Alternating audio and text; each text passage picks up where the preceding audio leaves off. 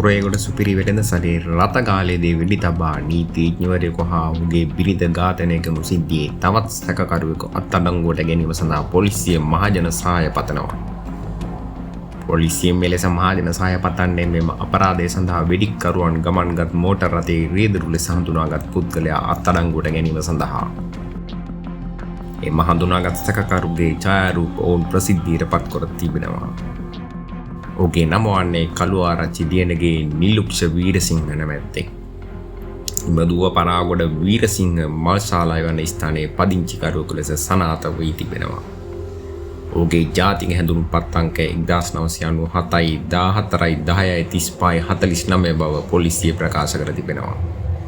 මෙම පුද්ගලයා සම්බන්ධයෙන් යම් තොරතුරක් වේ නම් මෙම දුරකථන අංකවලට දැනුම් දෙන ලෙස පොලිසිය මහජනතාවගෙන් ඉල්ලා සිටිනවා. බස්නාහිර පළාත් දකුණ දිසා අපරාධ කොට්ටාශයේ අධ්‍යක්ෂක 071 85 92 279. එසේම ස්ථානාධිපති බස්නාහිර පළාත දකුණ දිසා අපරාධ කොට්ටාශය 071 85 96 065. මෙම පුද්ගලයා ඔබ කිසියම් වූ ස්ථානයක දුටුවහොත් මෙම දුරකථන අංකවලට කතා කොට අදාළ විස්තර ලබා දෙන ලෙස පොලිසිය ඉල්ලා සිටින අතර ඔබගේ රහස්‍යභාවය සුරකනු ඇති.